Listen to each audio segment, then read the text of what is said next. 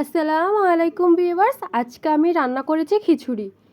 আসলে আমার খুব ইচ্ছা করছিল খিচুড়ি খাওয়ার জন্য, তাই আম্মুকে বিরক্ত করলাম না, আমি নিজেই বানিয়ে ফেললাম খিচুড়ি। আসলে খিচুড়ি আমি নিজের মতো করেই বানাই। তো প্রথম একটি ফ্রাই প্যানে তেল গরম করে নিয়েছি। তেল গরম হয়ে গেলে সেখানে দিয়ে দিচ্ছি সামান্য পরিমাণ পেঁয়াজ কুচি। আসলে পেঁয়াজগুলো একটু এবড়ো তেবড়ো হয়ে গেছে, কারণ আমি কুচি করছি তাই। যাক, ব্যাপার না। তারপর দিয়ে দিলাম বেশ কিছু পরিমাণ পানি। পানিতে সামান্য পরিমাণ বলক চলে আসলে সেখানে দিয়ে দিব টমেটো টুকরো। আমি একটা টমেটোকে দুই ভাগ করে মোট দুইটা টমেটো দিয়ে দিছি। তারপরে দিয়ে দিলাম ঢাকনা, যাতে টমেটোগুলো সামান্য পরিমাণ সিদ্ধ হয়ে যাক। টমেটোগুলো হালকা সিদ্ধ হয়ে গেলে উপরের যে স্কিনটা আছে টমেটোর, ওই যে স্কিনটা নিয়ে ফেলে দিব। যেহেতু গরম আছে তাই আমি চিমটি দিয়ে করছিলাম, আর আপনারা চাইলে কিন্তু হাত দিয়েও করে নিতে পারেন। এভাবে একে একে করে চারোটা টমেটো টুকরোর স্কিনটা ফেলে দিচ্ছি। তারপর দিয়ে দিব সামান্য পরিমাণ মুরগির মশলা, এটা কিন্তু রেডিমেড মুরগির মশলা। তারপর দিয়ে দিচ্ছি সামান্য পরিমাণ না, এক প্যাকেট দিয়ে দিচ্ছিলাম স্বাদ মিশালি মশলা। আপনারা চাইলে এর পরিবর্তে ম্যাগির ম্যাজিক মশলা ব্যবহার করতে পারেন।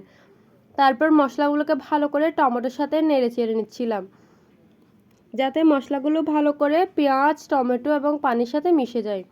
তারপর ঢাকনা দিয়ে দিচ্ছি, যাতে পেঁয়াজগুলো, তারপর টমেটোগুলো আর মশলাগুলো ভালো করে কষে যায়। কিছুক্ষণ পর দেখেন টমেটোগুলো কিন্তু উপর থেকে বোঝা যাচ্ছে না, দেখেন টমেটোগুলো প্রায় গলে গেছে। এরকম করে টমেটো ব্যবহার করলে কিন্তু অনেক ভালো লাগে খেতে। আর টমেটোর টক টক টেস্টটা কিন্তু খিচুড়িকে আরও দ্বিগুণ টেস্টি বানিয়ে ফেলে।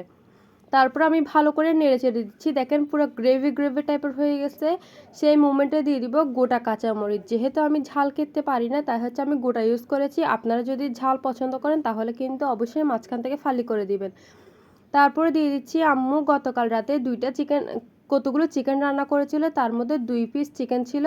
ওই চিকেনগুলো কুচি করে দিয়ে দিছি।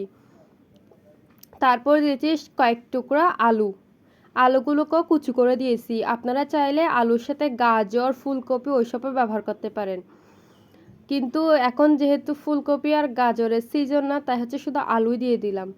তারপর ঢাকনা দিয়ে কিছুক্ষণ আলু, মরিচ ওইসবকে কষিয়ে নিয়েছি।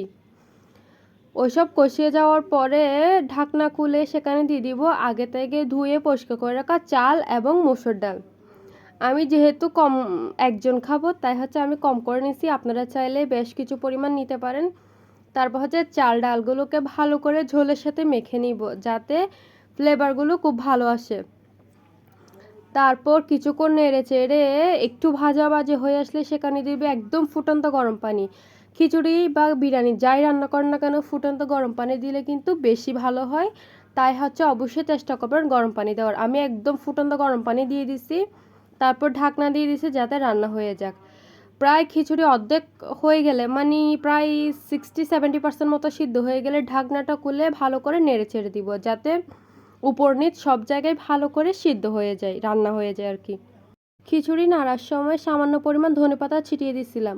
এরকম করে রান্না করলে কিন্তু খিচুড়ি একদম ঝরঝরে হবে। এই তো রেডি আমাদের খিচুড়ি। আল্লাহ হাফেজ।